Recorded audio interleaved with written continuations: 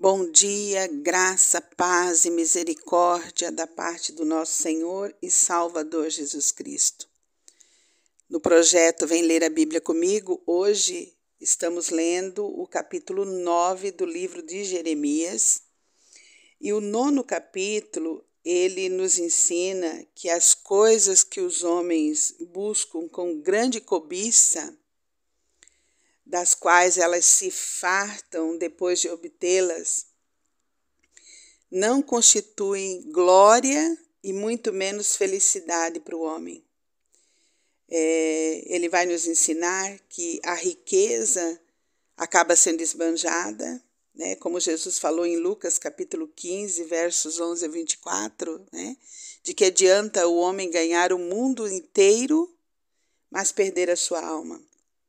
Também nos ensina que a sabedoria se transforma em loucura, que o poder se desfalece, se desvanece fora da obediência, mas também nos ensina que as misericórdias do Senhor não têm medidas, que a sua palavra ela permanece eternamente, e também vai nos ensinar, durante a leitura você pode perceber, que conhecer a Deus é a chave de vitória da nossa vida.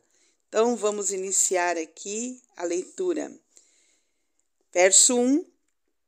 Prover a Deus a minha cabeça se tornasse em águas e os meus olhos em fonte de lágrimas. Então choraria de dia e de noite os mortos da filha do meu povo. Prover a Deus que eu tivesse no deserto uma embalagem de calamidades, então deixaria o meu povo e me apartaria dele, porque todos eles são adúlteros, são um bando de traidores. Curvam a língua como se fosse o seu arco para a mentira. Fortalecem-se na terra, mas não para a verdade, porque avançam de malícia em malícia e não me conhecem, diz o Senhor. Guardai-vos cada um do seu amigo e de irmão nenhum vos Guardai-vos cada um do seu amigo e de irmão nenhum vos fieis. Em nenhum vos fieis, porque todo irmão não faz mais do que enganar, e todo amigo anda caluniando. Verso 5, cada um zomba do seu próximo e não falam a verdade, ensinam a sua língua a proferir mentiras, cansam-se de praticar a iniquidade, vivem no meio da falsidade pela falsidade, recusam conhecer-me, diz o Senhor. A partir do verso 7, nós vamos ter as ameaças da ruína, né? E por fim, então, o exílio na Babilônia. Portanto, assim diz o Senhor dos Exércitos: eis que eu os acrisolarei e os provarei, porque de outra maneira procederia eu com a filha do meu povo. Flecha mortífera é a língua deles, falam enganos, com a boca fala cada um de paz com o seu companheiro, mas no seu interior armam ciladas. Verso 9, acaso por estas coisas não os castigaria, diz o Senhor, ou não me vingaria eu de nação tal como esta? Verso 10, pelos montes levantarei choro e pranto, e pelas pastagens do deserto lamentação, porque já estão queimadas, e ninguém passa por elas. Já não se ouve ali o mugido de gado, tanto as aves dos céus como os animais fugiram e se foram. Verso 11, farei de Jerusalém montões de ruínas, morada de chacais, e das cidades de Judá farei uma assolação, de sorte que fiquem desabitadas. Quem é o homem sábio que entenda isto e a quem falou a boca do Senhor? homem que possa explicar por que razão pereceu a terra e se queimou como deserto, de sorte que ninguém passa por ela? Respondeu o Senhor no verso 13: porque deixaram a minha lei, que pus perante eles, e não deram ouvidos ao que eu disse, nem andaram nela. Antes andaram na dureza do seu coração e seguiram a idolatria, como lhes ensinaram os seus pais. Verso 15: portanto, assim diz o Senhor dos Exércitos, Deus de Israel: eis que alimentarei este povo com absinto e lhe darei a beber água venenosa. Espalhá-lo-eis entre nações que nem eles nem seus pais conheceram, e enviarei a espada após eles, até que eu venha a consumi-los. Assim diz o Senhor dos Exércitos: considerai, chamai as carpideiras, para que venham, mandai procurar mulheres hábeis para que venham. Apressem-se e levantem sobre nós o seu lamento, para que os nossos olhos se desfaçam em lágrimas e as nossas pálpebras destilem água. 19: porque uma voz de pranto se ouve de Sião. Como estamos arruinados, estamos sobremodo envergonhados, porque deixamos a terra e eles transformaram as nossas moradas. Ouvi, pois, vós mulheres, a palavra do Senhor, e os vossos ouvidos recebam a palavra da sua boca. Ensinai o pranto a vossas filhas, e cada uma sua companheira a lamentação. Porque a morte subiu pelas nossas janelas e entrou em nossos palácios, exterminou das ruas as crianças e os jovens das praças.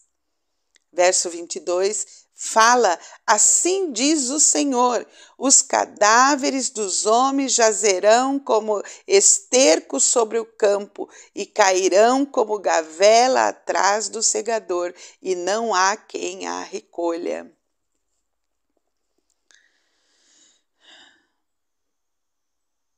A partir do verso 23, nós vemos que conhecer a Deus constitui na verdadeira glória do ser humano. Então, verso 23, assim diz o Senhor: não se glorie o sábio na sua sabedoria, nem o forte na sua força, nem o rico nas suas riquezas, mas o que se gloriar, glorie-se nisto, em me conhecer e saber que eu sou o Senhor, e faço misericórdia, juízo e justiça na terra, porque destas coisas me agrado, diz o Senhor. Eis que vem dias, diz o Senhor, em que castigarei a todos os circuncidados, juntamente com os incircuncisos, ao Egito e a Judá, e a Edom e aos filhos de Amon, e a Moabe, e a todos os que cortam os cabelos nas têmporas e habitam no deserto, porque todas as nações são incircuncisas e toda a casa de Israel é incircuncisa de coração. Significa que tem um coração obstinado a desobedecer. Então, queridos, o capítulo 9, ele nos ensina que de nada adianta os homens buscarem com grande cobiça, né, e se fartarem porque obtiveram riquezas e glória, mas abandonaram o Senhor. Tá? Não se constitui glória do homem e nem felicidade para o homem abandonar o Senhor. Porque a riqueza é esbanjada, como disse Jesus, de que adianta o homem ganhar o mundo inteiro e perder a sua alma. Tá? A sabedoria do homem, ela vai se tornar em loucura.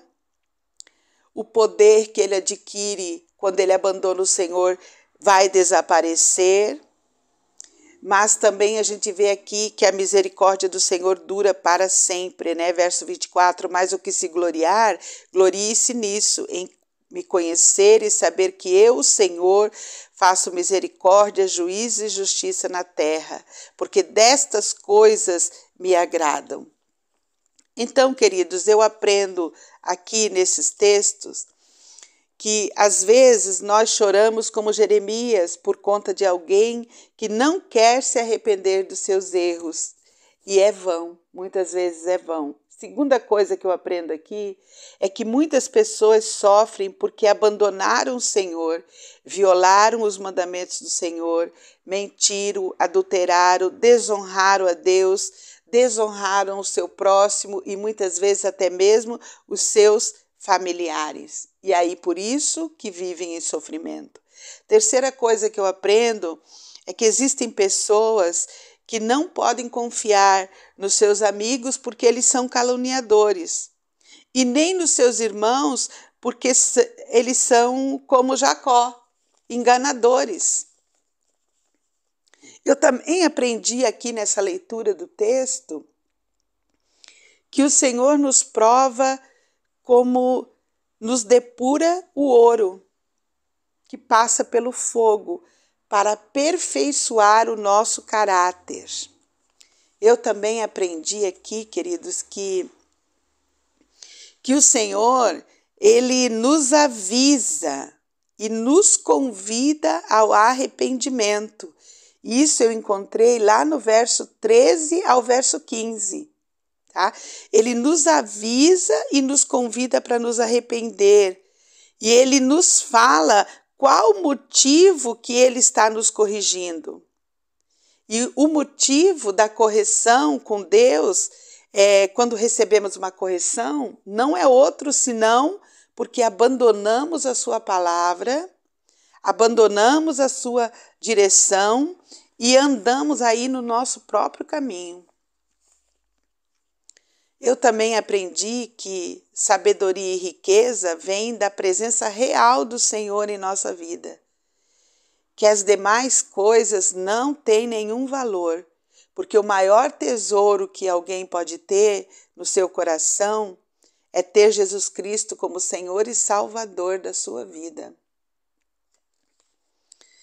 Eu também aprendi na leitura que a verdadeira religião não é estar no exterior, na denominação, na placa da igreja que você segue, mas a verdadeira religião, ela se pratica, ela se aplica no nosso interior, ela se processa no nosso coração por meio da obediência ao Senhor, por meio da ordenança ao Senhor. E aí os rituais não têm valor. Tanto a circuncisão, como hoje nos nossos dias, né? Descer as águas do batismo, tá? Porque esses rituais, eles não salvam ninguém. Eles apenas testificam que a pessoa aceitou Jesus Cristo como Salvador. É uma obediência à palavra do Senhor. Porque Jesus nos ordenou, né? Ide, ensinai e batizai. Tá? Mas a verdadeira religião não se faz porque a pessoa vai ao culto ou porque a pessoa desceu as águas do batismo. A verdadeira religião, ela se processa no nosso coração. Um coração pronto a obedecer. Um coração pronto a amar e servir o Senhor em primeiro lugar. Então, queridos, que Deus nos abençoe grandemente. Vamos orar. Querido Deus, amado Pai, nós te louvamos nessa manhã, te adoramos, rendemos a Ti toda a honra e toda a glória. Pai querido, nos dá um coração pronto a te obedecer, um coração pronto, Senhor Deus, a te conhecer, como diz a Tua palavra. Que possamos te conhecer, Pai, bem a fundo, que possamos aplicar a Tua palavra no nosso coração, que possamos ter um dia abençoado, meditando nessa Tua palavra, Deus. Paizinho querido, não basta ficarmos correndo atrás de nós mesmos, atrás dos sonhos, mas é preciso ter o Senhor conosco nessa corrida. Pai, não nos deixa abandonar o Senhor no dia de hoje, não nos deixa pecar contra Ti. Ajuda-nos, ó Pai, a sermos fiéis à Tua palavra, Pai. E com certeza, Senhor Deus, a fidelidade, ela se faz com verdade da Tua palavra em nosso coração. Fidelidade, Paizinho querido, é na nossa autenticidade, nos ajuda a ser autênticos, nos ajuda, Senhor Deus, a sermos constantes na fé e nos ajuda, Senhor Deus, nesse dia a sermos íntegros para a glória do Teu nome. Em nome de Jesus, Pai, abençoa essa pessoa que me ouve no dia de hoje, dá a ela a Tua direção, a Tua força, dá a ela a Tua alegria. Nós oramos assim, Pai, em nome de Jesus. Um grande abraço e até amanhã, queridos, se Deus nos permitir.